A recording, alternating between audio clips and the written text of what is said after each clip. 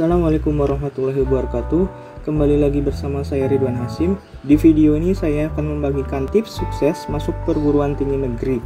Namun sebelum kamu menyimak video berikut, mohon bantu dengan mensubscribe channel ini agar semakin berkembang dan bermanfaat bagi banyak orang tentunya. Oke, terima kasih yang sudah subscribe. Kita simak video berikut.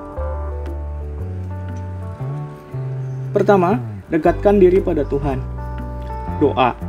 Doa menjadi jalan kesuksesan seseorang pada berbagai ujian yang dihadapi. Di samping usaha, berdoa membuat manusia memiliki energi positif dan keyakinan yang akan mempengaruhi sugesti, sehingga menentukan sejauh mana kesuksesan kamu. Tentu dengan doa juga turut menghadirkan Tuhan dalam setiap usaha yang kamu lakukan, sehingga lebih mudah bagi kamu untuk masuk perguruan tinggi negeri. Ibadah. Lakukan ibadah dengan sebaik-baiknya. Bagi kamu yang beragama Islam, jangan hanya melakukan ibadah wajib, namun juga perlu ditambah dengan amalan-amalan sunnah seperti sholat duha, sholat hajat, sholat tahajud, sholawat, serta zikir, sehingga dapat menjadikan sesuatu yang tidak mungkin menjadi sangat mungkin bagi Tuhan. Ingat bahwa Tuhan akan mempertimbangkan amal ibadah untuk meninggikan derajat umatnya. Berbuat baik pada sesama. Kamu tidak akan tahu doa siapa yang akan memudahkan langkahmu masuk perguruan tinggi favorit. Oleh karena itu, biasakanlah untuk melakukan kebaikan kepada siapapun. Siapa tahu orang yang kamu bantu memberikan doanya untuk kesuksesan kamu. Hal kecil bisa dilakukan misalnya dengan memberikan sedekah, terutama kepada mereka anak yatim piatu atau orang-orang tidak mampu di sekitar lingkungan kamu. Restu orang tua. Dalam ajaran agama Islam, ada istilah ridho Allah ada pada ridho orang tua. Banyak kisah kesuksesan karena mengikuti ridho orang tua. Banyak juga kegagalan karena tidak mengikuti saran orang tua dan malah bersikap egois. Untuk itu, dengarlah pesan orang tua. Orang tua dengan baik. Bila perlu, tentukan langkahmu dengan bermusyawarah dengan orang tua. 2. Cari informasi sebanyak-banyaknya. Tidak semua siswa bisa menjadi peserta SNMPTN. Oleh karena itu, kamu akan diseleksi dari sekolah berdasarkan beberapa kriteria, yaitu SMA akreditasi A kuota 40% siswa terbaik, akreditasi B kuota 25% siswa terbaik, dan akreditasi C 5% siswa terbaik. Kemudian kriteria siswa nilai terbaik berdasarkan nilai raport semester 1-5 untuk 6 pelajaran, yaitu jurusan IPA, Matematika, Bahasa Indonesia, Bahasa Inggris, Fisika, Kimia, dan Biologi.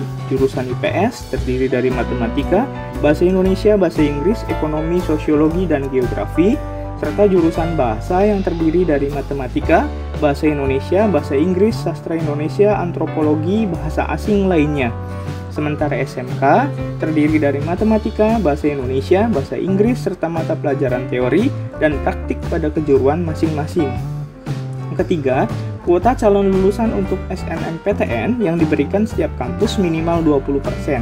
Dan yang terpenting dari semua ini adalah jangan berhenti mengupdate informasi terbaru di berbagai media atau bisa juga membangun komunikasi dengan pihak sekolah melalui guru BK atau saling berkomunikasi dengan teman-teman yang sama-sama memiliki keinginan kuat untuk masuk perguruan tinggi negeri. 3. Cari peluang dan kesempatan terbaik. Cek-recek peluang dan kesempatan biasanya tiap kampus memiliki kuota SNMPTN berbeda-beda. Misalnya Universitas Indonesia memberikan jatah dengan total kursi 30% yang dibuka, sementara Universitas Brawijaya dan Institut Pertanian Bogor persentase penerimaan SNMPTN-nya lebih besar. Beberapa yang perlu kamu cek antara lain 4 ini ya, jumlah kursi yang tersedia di jalur SNMPTN pada tahun yang diikuti, syarat untuk masuk jurusan tersebut harus IPA, IPS, Bahasa, atau SMK jurusan tertentu, persentase keketatan persaingan, serta prodi yang tersedia dan terbuka di tahun tersebut. Sebagai catatan, kamu bisa mengecek 500 prodi teratas seluruh Indonesia, baik program saintek maupun sosial humaniora, pada tes masuk tahun sebelumnya sebagai gambaran dan acuan untuk menentukan program studi dan kampus mana yang akan kamu pilih berdasarkan peluang tentunya. Hal ini dikarenakan di luar 500 prodi teratas, persaingannya tidak begitu ketat. Nah, di mana kamu bisa mendapatkan informasi itu? Silakan rajin mengecek di situs perguruan tinggi yang bersangkutan, atau bisa juga dengan mengikuti akun media sosialnya, baik Instagram maupun Twitter. Hati-hati memilih. Saat kamu mendaftar SNMPTN dan tes lainnya, kamu akan memilih 2 prodi dan 2 kampus. Pilihannya itu meliputi biasanya mencakup 1. Pilih yang penting lolos, 2. Pilihan yang sangat dicita-citakan, 3. Pilihan yang sesuai keahlian dan kemampuan. Nah, beberapa catatan dari saya antara lain, sebaiknya jangan pilih A, karena biasanya atau pilih 1 ya, karena biasanya jalur SNMPTN dibuka pertama. Itu sebabnya kamu masih memiliki kesempatan jalur lainnya. Perlu diingat juga, jika nanti kamu dinyatakan lolos dari SNMPTN, diimbau untuk mengambilnya. Pilihan yang penting lolos hanya dianjurkan untuk tes seleksi mandiri atau tes terakhir dari setiap kampus. Pilihan yang sangat dicita-citakan tentu menjadi dambaan setiap calon mahasiswa. Mungkin juga kamu, tetapi harus diingat bahwa pilihan ini belum tentu ideal. Sebaliknya, pilihan sesuai keahlian dan kemampuan merupakan pilihan ideal bagi kamu, karena dengan adanya passion, kamu akan menikmati setiap proses belajar di kampus, dan tentunya sangat bermanfaat bagi masa depan kamu kelak. Ingat bahwa pekerjaan ideal adalah pekerjaan yang dilakukan berdasarkan hobi atau kesenangan. Belajar dengan giat dan fokus pada kemampuan sendiri. Perbaiki nilai rapot. Selama masih ada waktu, kamu harus melakukan apapun yang bisa dilakukan, termasuk memperbaiki nilai rapot tentunya. Rajin latihan soal.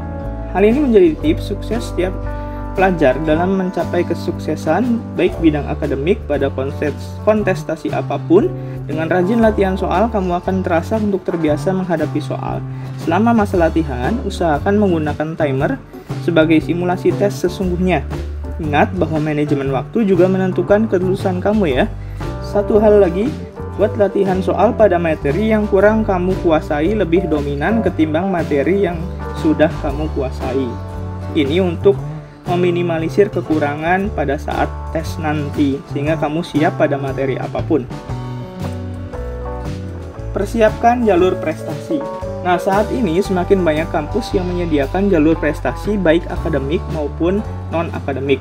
Beberapa kampus tersebut antara lain UGM, yaitu penelusuran bibit unggul tidak mampu, IPB, jalur prestasi internasional dan nasional, UNES, jalur prestasi UNES, Unhas, penelusuran prestasi olahraga seni dan keilmuan, UIN, Maulana Malik Ibrahim Malang, kemudian UNY, kemudian Malang, kemudian Undip, dan terakhir adalah UNJ.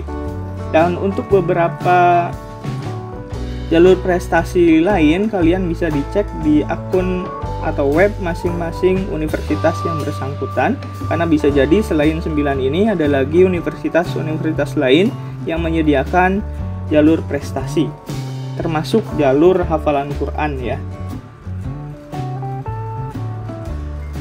Terakhir, berserah diri pada Tuhan. Serahkan hasilnya pada ketetapan Tuhan.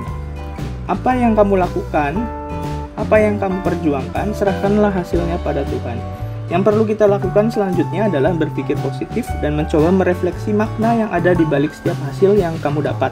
Dengan begitu, kamu akan menjadi lebih tenang dan terus mengobarkan api semangat dalam diri kamu. Tuhan mendahulukan kebutuhan, bukan keinginan. Kamu tidak akan tahu apa yang terjadi selanjutnya, bukan? Bisa jadi ketika keinginan kamu tercapai, akan ada situasi sulit yang tidak bisa kamu atasi, atau dengan kata lain ada ancaman yang mengancam kamu. Ingat, terkadang Tuhan menyelamatkan manusia dengan cara yang dianggap menjengkelkan. Jalan lebih cepat menuju kesuksesan. Banyak kisah orang sukses berawal dari kegagalan di fase awalnya. Hidup tak ubahnya seperti lari maraton, bukan sprint. Kamu tentu pernah merasakan berkendara di jalan raya, kemudian ada pengemudi yang melaju kencang. Ketika di lampu merah ternyata berhenti bersama. Saat sampai tujuan, kamu sampai dengan selamat dan lebih cepat, sementara dia justru harus celaka. Tuhan punya jalan pintas menuju sukses untuk orang-orang yang Ia kehendaki. Seperti kisah anak yang gagal masuk ITB dan hanya bekerja sebagai pandai besi. Singkat cerita, ia diangkat menjadi anak angkat oleh bosnya karena sang bos tidak memiliki anak. Ketika ia menjadi pimpinan, ia justru menjadi bos bagi lulusan ITB. Menarik bukan? Oke, terima kasih sudah menyimak video ini. Jangan lupa untuk subscribe agar channel YouTube ini dapat terus berkembang dan semakin bermanfaat bagi banyak orang. Semoga yang membantu subscribe, Tuhan permudah segala keinginan dan hajatnya.